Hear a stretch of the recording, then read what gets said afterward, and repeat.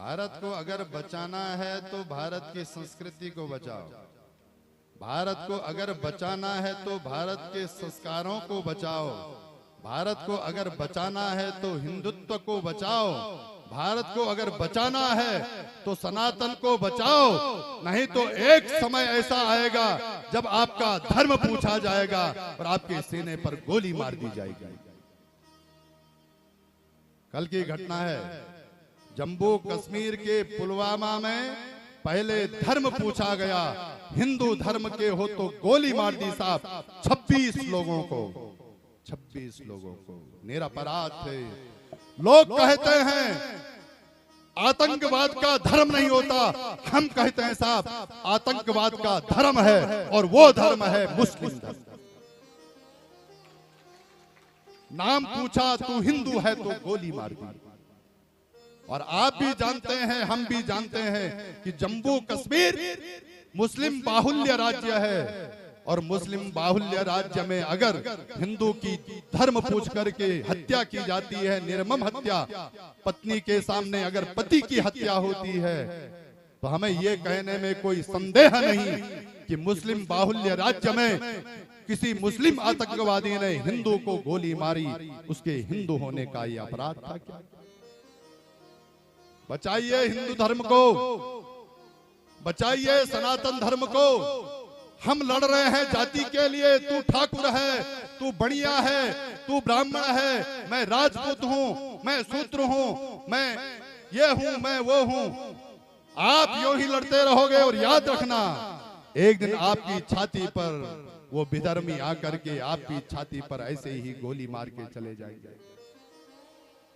निवेदन है मेरे भाइयों व्यासपीठ से, जातियों के लिए मत लड़ो। हमारे सनातन धर्म में एक ही जाति है और वो है मानव जाति। हमारे सनातन में एक जाति है, वो है मानव जाति। वर्ण व्यवस्था का सम्मान कीजिए, समझ रहे हैं? अगर वैदिक सनातन परंपरा में वर्ण व्यवस्था बनी है तो इसका आदर कीजिए। ना लड़िए ब्राह्मणों के लिए, ना लड़िए क्षत्रियों के लिए, ना लड़िए तुम शूद्र हैं, तुम बढ़िया हैं। लड़ना है तो इस बात के लिए लड़िए कि सनातन जीवित कैसे रहेगा, इस बात के लिए लड़िए। हम तो बड़े क्षुब्ध हैं कल से साहब। जम्मू कश्मीर में ये घटना हो गई, पुलवामा में पत्नी चिल्ला रही है मेरे पति को धर्म पूछा, पहले किस धर्म का है, पति ने कहा हिंदू धर्म का हूं तो गोली मार दी। कितने बड़े दुख की बात है साहब, कितने दुख की बात है। और हम समझ नहीं रहे हैं एक दिन ये सब आपके गांव में भी होने वाला है। पहले जम्मू कश्मीर में हिंदुओं ने पलायन किया और अब ही कुछ दिन पहले आपके पश्चिम बंगाल में हिंदू पलायन करने लगे थे।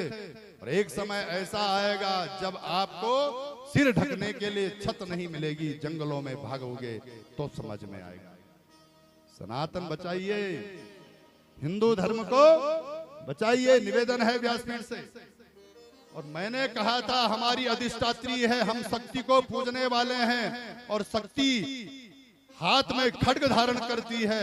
प्रत्येक सनातनी का ये दायित्व है, कर्तव्य है। शक्ति की आराधक हो, शक्ति की आराधना करते हो तो प्रत्येक घर में एक खड्ग होना चाहिए, एक तलवार होनी चाहिए।